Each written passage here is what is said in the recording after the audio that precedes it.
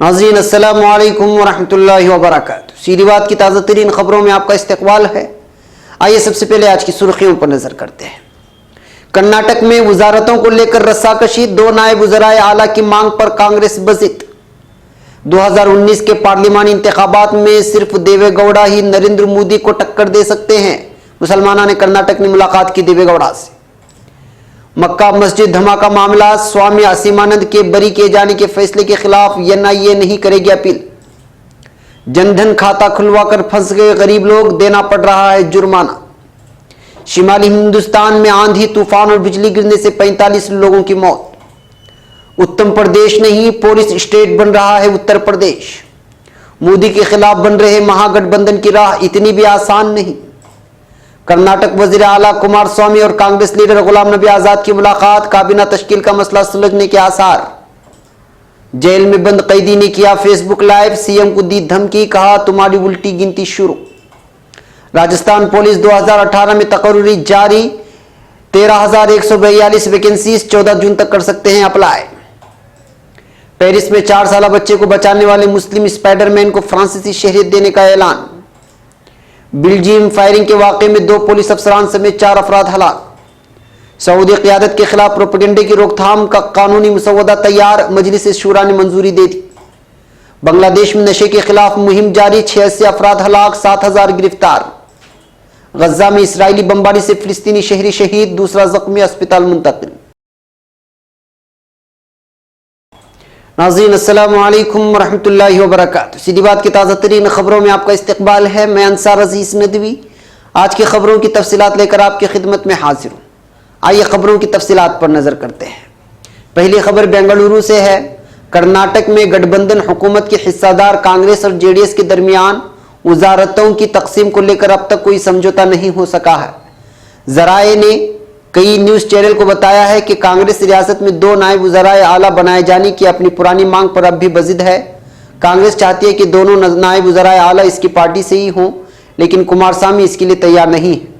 बता दें कि वज़ीर आला कुमारस्वामी के साथ कांग्रेस के जी परमेश्वर ने नायब वज़ीर आला के ओहदे का हलफ लिया था। वहीं असेंबली में ताकत आजमाई के दौरान बीजेपी अरकान असेंबली वॉकआउट कर गए थे, जिसके बाद हुक्मरान इत्तेहाद ने अपनी अक्सरियत साबित कर दी थी। हालांकि अब 1 हफ्ते के बाद भी वजारतों को लेकर कांग्रेस और जेडीएस के दरमियान कोई समझौता नहीं हो पाया है। जराये के मुताबिक कांग्रेस यहां वजीर आला के ओहदे की कुर्बानी का हवाला देते हुए कुछ मलाईदार वजारतों पर नजरें जमाए हुए हैं। पार्टी यहां फाइनेंस, पीडब्ल्यूडी और तवानाई समेत कम से कम 22 वजारती ओहदों का मुतालबा कर रही है। दूसरी जानिब कांग्रेस के सदर राहुल गांधी ने अपनी मां सोनिया गांधी की तिब्बी जांच के लिए अमेरिका जाने से कबल पार्टी लीडरान गुलाम नबी आजाद, अहमद पटेल और अशोक गहलोत को जेडीएस के साथ वजारती ओहदों की तकसीम की जिम्मेदारी सौंपी है। इसे लेकर पीर की शाम में कांग्रेस और जेडीएस के दरमियान मुलाकात भी हुई, लेकिन कोई नतीजा नहीं निकल पाया। इस मीटिंग में जेडीएस की तरफ से वजीर आला कुमारस्वामी, दानिश अली और एचडी रेवन्ना और कांग्रेस की तरफ से गुलाम नबी आजाद, अहमद पटेल, डीके शिव कुमार, मल्लिकार्जुन खड़गे, सिद्धारामैया, केसी वेणुगोपाल और जी परमेश्वर शामिल हुए। वहीं मीटिंग के बाद जेडीएस लीडर दानिश अली ने मीडिया को बताया कि दोनों जमातों में 1 या 2 दिन के अंदर इत्तेफाक राय हो जाएगा। नाज़रीन अब खबर बेंगलुरु से। आपने सेकुलर पार्टी का हाथ थामकर और फिर बरवक्त रियासत कर्नाटक के लिए बेहतरीन फैसला लेकर अक़लियतों और बिलखुसूस मुसलमानों का आपने दिल जीत लिया है। हम इसके लिए आपके मशकूर हैं। अक़लियतों से तमाम तर आपकी शिकायतों के बावजूद आपसे दरख्वास्त करते हैं कि इसी इत्तेहाद को बरकरार रखते हुए आइंदा पार्लिमानी इंतखाबात के लिए थर्ड फ्रंट की कमान आप संभालें। फिलहाल आपके लिए हिंदुस्तान में कोई मजबूत और कद्दावर लीडर जो नरेंद्र मोदी का मुकाबला कर सके नजर नहीं आता। और जिस तरह आपने हल्फ बर्दारी तकरीब में तमाम सेकुलर पार्टियों को यकजा किया, ऐसी मिसाल करीब में नहीं मिलती। और आप सियासत में ज्यादा तजुर्बा रखने के नाते थर्ड फ्रंट की क़यादत अगर आपके हाथों आ जाती है तो तमाम अक़लियतें और बिलखुसूस मुसलमान आपके साथ खड़े नजर आएंगे। इन बातों का इजहार यहाँ पर कल जनता दल यस की चीफ और फिर साबिक वज़ीर आज़म से मुलाकात करते हुए रियासत कर्नाटक और बेंगलुरु से वाबस्ता दानिश्वर और उलमा के तबके ने इजहार किया। जनाब देवेगौड़ा को मुबारकबादी देते हुए इस मौके पर मुसलमानों ने अपने कुछ मुतालबात भी रखे और कहा कि कई ऐसी वजूहात थी जिसकी वजह से इस बार अक़लियत के वोट एक तरफा हुए। हमें उम्मीद है कि आप अक़लियतों की तर्जुमानी करेंगे और उनको हुकूमत में भी हिस्सा देंगे। जनाब देवेगौड़ा अपने तमाम तर मसरूफियात को बालाए ताक रखकर इस वफ्द का पुरजोश इस्तकबाल किया और फिर माजी में अक़लियतों के लिए किए गए कई अहम कामों को गिनवाते हुए कहा कि आज अक़लियत अगर कुछ साथ देती तो हम कहीं और होते, मगर इसके बावजूद हम सबके साथ हैं और कुमारस्वामी की हुकूमत जब तक रहेगी इस बात का पूरा भरोसा देते हैं कि किसी भी समाज के साथ नाइंसाफ़ी नहीं होगी। मगर सियासत के दावपेच कुछ अलग हैं, वो मैं आपके सामने नहीं रख सकता। मलहूज़ रहे कि इस वक्त 1.5 घंटे की लंबी मुलाकात में कई सारी बातें सामने आई। JDS नायब रियासती सदर जनाब अनवर शरीफ, मौलाना शाफी सादी, कंबलपोश दरगाह के जनाब गुलाम कादरी, मौलाना हसन रिजवी बनशंकरी से, मौलाना बरकाती और सीधी बात के एडिटर मौलाना जैनुद्दीन कादरी और मौलाना अब्दुल अजीज साहब उस्मान शरीफ समेत कई अहम अफराद मौजूद थे। अब खबर हैदराबाद से। मीडिया रिपोर्टों के मुताबिक कौमी तफ्तीशी एजेंसी 2007 के मक्का मस्जिद बम धमाके मामले में स्वामी असीमानंद के बरी किए जाने के ट्रायल कोर्ट के फैसले के खिलाफ अपील नहीं करेगी। मक्का मस्जिद धमाका केस में 11 साल बाद 16 अप्रैल 2018 के रोज फैसला सुनाया गया था। इस मामले में मुलजिम स्वामी असीमानंद समेत सभी 5 मुलजिमीन को सबूतों के फुकदान में बरी कर दिया गया था। स्वामी असीमानंद इस मामले के अहम मुलजिमीन में से एक थे। काबिल जिक्र है कि 2007 में हैदराबाद में जुमा की नमाज के दौरान धमाके में 9 अफराद हलाक जबकि दीगर 58 अफराद जख्मी हो गए थे। मामले की संगीनी के पेश नज़र अदालत के अहाते के इर्द गिर्द सिक्योरिटी के सख्त इंतजाम किए गए थे।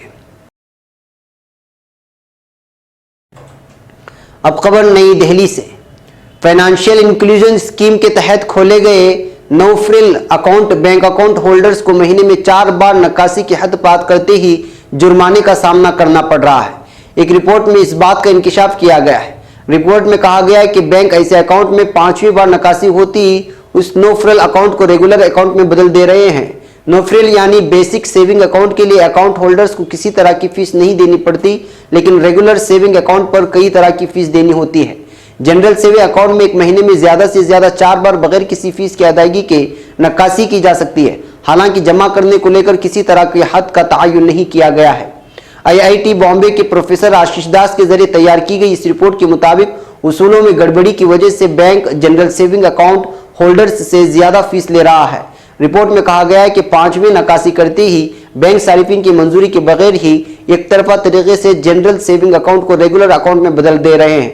रिपोर्ट में कहा गया है कि इस स्कीम की शुरुआत फाइनेंशियल इंक्लूजन को बढ़ावा देने के लिए की गई थी, इसलिए रिजर्व बैंक को इस पर रोक लगानी चाहिए। रिजर्व बैंक ने इस बेसिक सेविंग बैंक अकाउंट के तहत सारिफिन को अनलिमिटेड कर्ज, हर माह 4 नक्कासी, मिनिमम 0 बैलेंस और किसी तरह की कोई फीस नहीं देने की सहूलत दी है। गौरतलब है कि फाइनेंशियल इंक्लूजन पहले के तहत रिजर्व बैंक ने अगस्त 2012 में इस स्कीम की शुरुआत की थी। इस प्रोग्राम को अगस्त 2014 में प्रधानमंत्री जन धन योजना PMJDY के शुरू होने से और बढ़ावा मिला था। अब खबर नई दिल्ली से। जबरदस्त गर्मी के बीच सोमवार शाम को आए आंधी तूफान की वजह से उत्तर प्रदेश, बिहार और झारखंड में कम से कम 39 लोगों की मौत हो गई। कई लोग जख्मी भी हुए जिनका हॉस्पिटल में इलाज चल रहा है। मीडिया रिपोर्ट्स के मुताबिक आंधी तूफान से बिहार में कल 17 लोगों के मरने की खबर है। वहीं झारखंड में 13 लोगों की मौत हो गई। यूपी में 9 लोगों की जान चली गई और कई दूसरे जख्मी हो गए। वहीं आज के मुताबिक उत्तर प्रदेश, झारखंड और बिहार में आंधी तूफान ने एक बार फिर कहर बर्पा किया और इन रियासतों में आंधी और बिजली की वजह से 45 लोगों की मौत हो गई। इनमें 15 की मौत सिर्फ उत्तर प्रदेश में हुई है, जबकि बिहार में 17 और झारखंड में 13 लोगों की मौत बिजली गिरने की वजह से वाक़ई हुई है। अब खबर उत्तर प्रदेश से। उत्तर प्रदेश की भारतीय जनता पार्टी हुकूमत की नज़र में एहतिजाज और इख्तिलाफ की जमहूरी हक के इस्तेमाल का मतलब इक़दाम कत्ल होता है। 37 दिनों के वक्फे में मशरक़ी उत्तर प्रदेश में पेश आने वाले 4 वाक़यात में पुलिस की कार्रवाई से यही पैगाम मिलता है। अपने मुतालबात की हिमायत में एहतिजाज को लेकर अलग अलग वाक़यात में मुजाहिरीन के खिलाफ हुकूमती मंशा के मुताबिक काम करने की मुशाक हो चुकी है। पुलिस की कार्रवाइयों में एकसानियत इसी का मजहर है। मुजाहिरीन के जरिए तोड़फोड़ या पत्थरबाजी पुलिस की कार्रवाई FIR और FIR में दफ़ा 307 यानी इक़दाम कत्ल कई बार पुलिस के जख्मी होने के अपने तरीके होते हैं। कई बार वाक़यात की तफसीलात मुबैना मुल्जिमान पर आयद की जाने वाली दफ़ात के एतबार से तय होती हैं। मिसाल के तौर पर अगर दफ़ा 436 लगाई जाने वाली है तो रिहायशी मकान में आतिशजनी शामिल होती है। SST एक्ट के नाकारा बनाने को लेकर 2 अप्रैल के भारत बंद के दौरान आजमगढ़ के मालटारी और सगड़ी तहसील के सामने एहतजाज कर रहे मुजाहिरीन में कुछ लोग शामिल हो जाते हैं, पुलिस पर पथराव करते हैं, पुलिस लाठीचार्ज करती है, दर्जनों मुजाहिरीन जख्मी होते हैं, गिरफ्तार किए जाते हैं। सगड़ी तहसील पर ऐसा करने वालों में कुछ ने अपने चेहरे ढके हुए थे और कुछ ने जहमत भी नहीं उठाई थी। मुजाहिरीन ने उनकी शनाख्त VHP और बजरंगदल के अरकान के तौर पर की। मालटारी बाजार में भी यही वाक़या दोहराया जाता है। बाजार में कई दलित लड़कों को जो एहतजाज में शामिल भी नहीं थे, मकामी लोगों ने उनके दलित होने की शनाख्त करते हैं और कम से कम 2 मकामात पर मुबैना आवाम ने उन्हें पकड़कर पुलिस के हवाले कर देते हैं। FIR होती है और गिरफ्तार शुदगान दफ़ा 307 के मुल्जिम करार पाते हैं। FIR में कई ऐसे लोग भी नामजद किए जाते हैं जो मुजाहिरों में शामिल भी नहीं होते। कस्बा सराय मीर आजमगढ़ में 27 अप्रैल को शान रसूल में गुस्ताखी से मुतालिक एक फेसबुक पोस्ट को लेकर आवाम मुश्तिल होते हैं। काफ़ी हुज्जत बहस के बाद पुलिस मामूली दफात में FIR दर्ज करती है। पुलिस की कार्रवाई से गैर मुतमईन आवाम दूसरे रोज कौमी सलामती एक्ट के तहत कार्रवाई का मुतालबा करते हुए एहतिजाज दर्ज करवाते हैं। काफ़ी देर तक पुलिस हुकाम कोई नोटिस नहीं लेते। बातचीत की गर्ज से कुछ लोग पुलिस स्टेशन के अंदर जाते हैं, मुतालबा तस्लीम कर लिया जाता है। बातचीत करने वालों में से कुछ लोग आवाम को ये बताने के लिए बाहर आते हैं कि मुतालबा मान लिया गया है। इसी दौरान पुलिस पर पत्थर फेंके जाते हैं, पुलिस लाठीचार्ज करती है। निशाना सिर्फ मजमाई नहीं होता बल्कि थाने में मौजूद मुज़ाकरातकारों पर भी लाठियां बरसाई जाती हैं, गैस के गोले दागे जाते हैं, मजमा मुंतशिर हो जाता है। इसके बाद पुलिस और अचानक नमूदार हुए फ़िरक़ापरस्तों का ग्रोह गाड़ियों और दुकानों में तोड़ फोड़ करता है। सब कुछ कैमरों में कैद हो जाता है, लेकिन पुलिस सिर्फ मुजाहिरीन के खिलाफ FIR दर्ज करती है और 23 दफात में इक़दाम कत्ल की दफ़ा भी शामिल करती है। वो शख्स भी नामजद हो जाता है जो किसी और जगह अपनी बीवी के इलाज के सिलसिले में अस्पताल में होता है और वाक़या के वक्त अस्पताल के CC कैमरे की फुटेज में देखा जाता है, जिसकी वजह से माना जा रहा है कि यूपी में अब पुलिस का राज चलने लगा है। खबर कर्नाटक से। कर्नाटक के वजीर आला की हल्फबर्दारी तकरीब में यकजहती दिखाने वाले अपोजिशन के रहनुमाओं के सामने सबसे बड़ा सवाल यही है कि क्या वो 2019 के आम इंतखाबात तक मुत्तहिद रहेंगे। कर्नाटक में कांग्रेस JDS की हुकूमत बन चुकी है। वजीर आला HD कुमारस्वामी ने अपना ट्रस्ट वोट भी हासिल कर लिया है, मगर इस बार कर्नाटक का यह इंतखाब सिर्फ एक रियासत भर का मसला नहीं रहा। इस इंतखाब और उसके बाद हुए वाक़े ने मुल्क को अगले आम इंतखाबात की एक तस्वीर दिखाने की कोशिश की। दरअसल बेंगलुरु में इस हुकूमत की हल्फबर्दारी तकरीब के दौरान कुमारस्वामी और उनके वालिद 85 साल साबिक वज़ीर आज़म HD देवेगौड़ा के इस्तकबाल में UPA सदर सोनिया गांधी, कांग्रेस सदर राहुल गांधी, लोकसभा में कांग्रेस के रहनुमा मल्लिकार्जुन खड़गे और समाजवादी पार्टी सदर अखिलेश यादव, बसपा सुप्रीमो मायावती, मगरबी बंगाल की वज़ीर आला और तृणमूल कांग्रेस सदर ममता बनर्जी और NCP के रहनुमा शरद पवार मौजूद थे।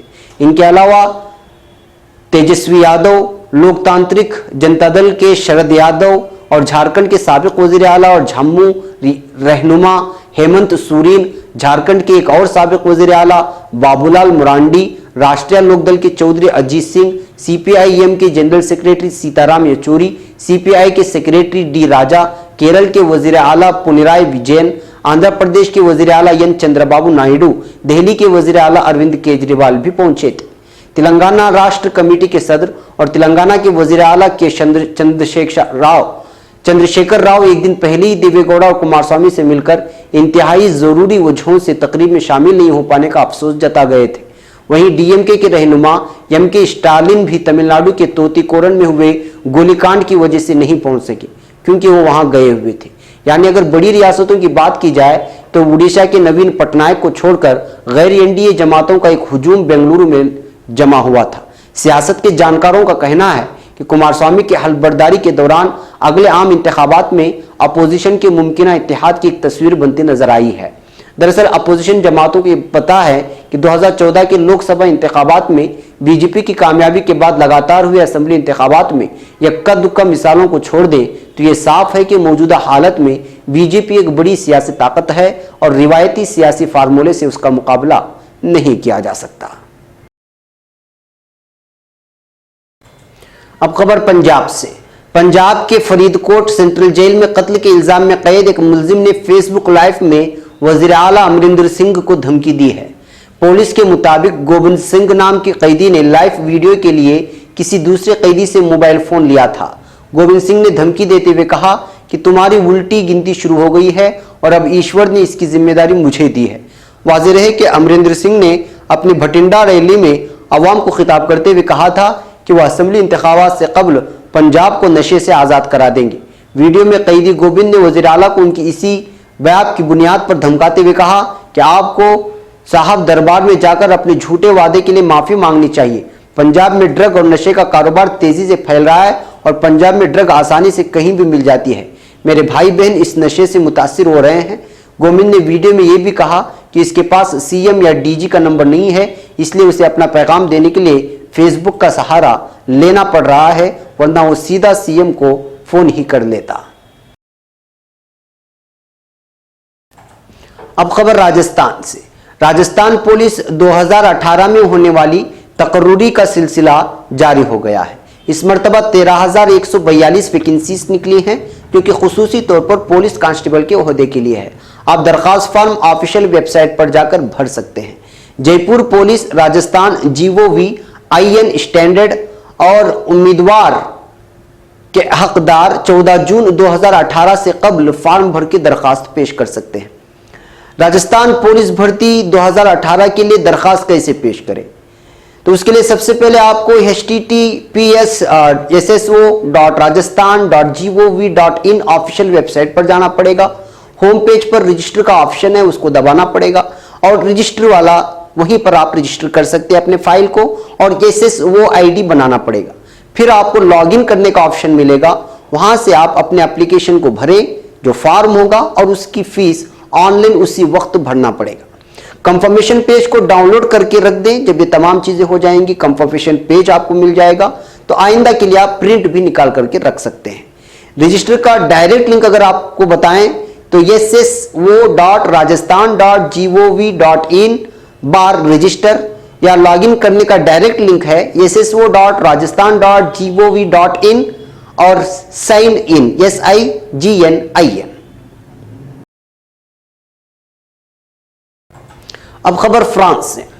अफ्रीकी मुल्क माली से ताल्लुक रखने वाले एक तारिके वतन नौजवान ने बहादुरी का मुजाहरा करते हुए एक अपार्टमेंट इमारत की चौथी मंजिल की बालकनी से गिरकर लटकने वाले 4 साल कमसिन बच्चे को बचा लिया है।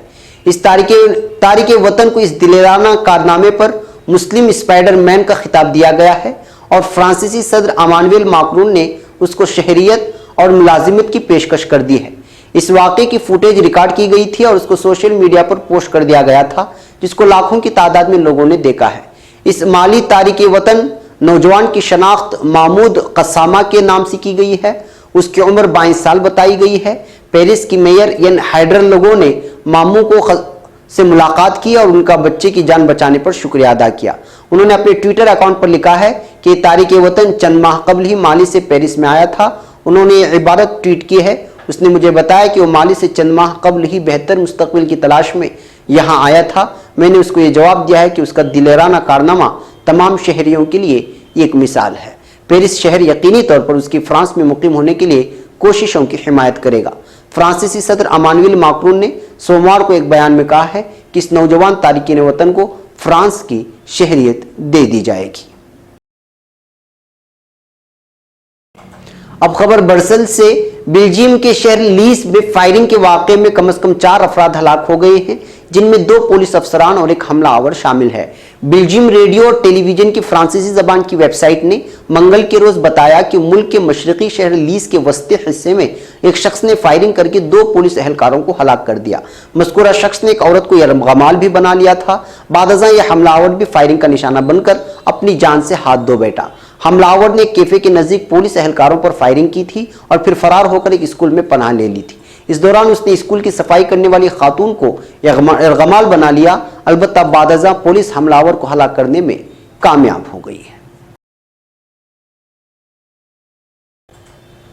अब खबर रियाद से। सऊदी अरब की क़ियादत फर्द या खानदान के खिलाफ मनफी प्रोपेगेंडे की रोकथाम के लिए कानूनी मुसव्वदा तैयार कर लिया गया है, जिसकी सऊदी मजलिस शूरा ने मंजूरी दे दी है। एक अरब अखबार के मुताबिक सऊदी मजलिस शूरा की जानिब से हतमी मंजूरी के लिए तैयार करदा मुसव्वदा खादिम हरमैन शरीफैन को भिजवा दिया है। ये मुसव्वदा 8 दफात पर मुश्तमिल है, जिसका मकसद छेड़खानी का सद्देबाब है। भेजे गए मुसव्वदे के मुताबिक जो शख्स भी छेड़खानी के जुर्म का मुर्तकिब होगा उसे सजा दी जाएगी और मुतासिरीन को तहफ़्फ़ुज़ फराहम किया जाएगा।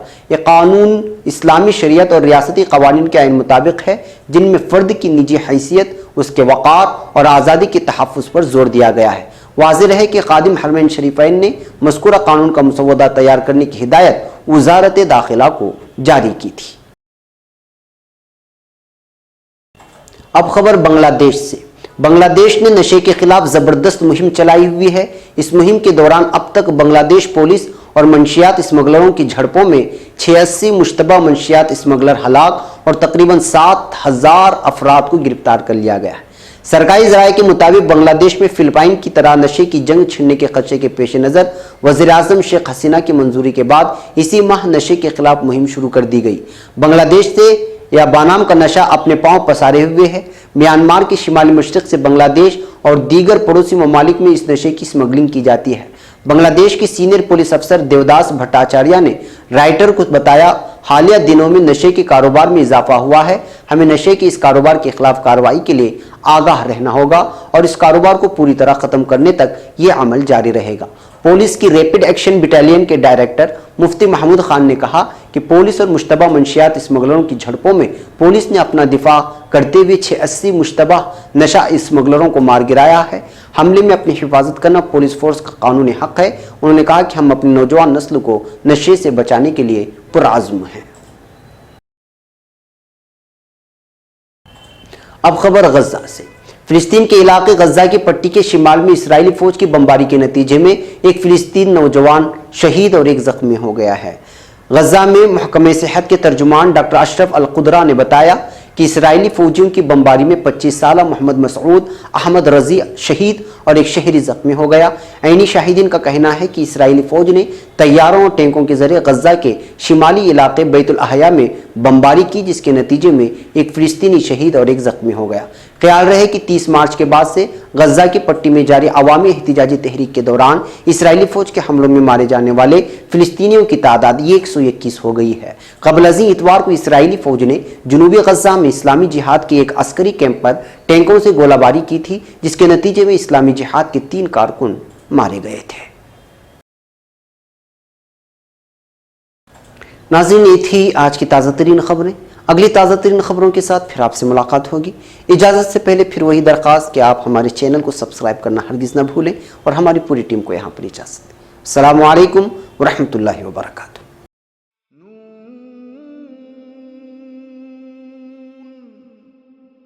वल क़लम वमा यस्तूरून।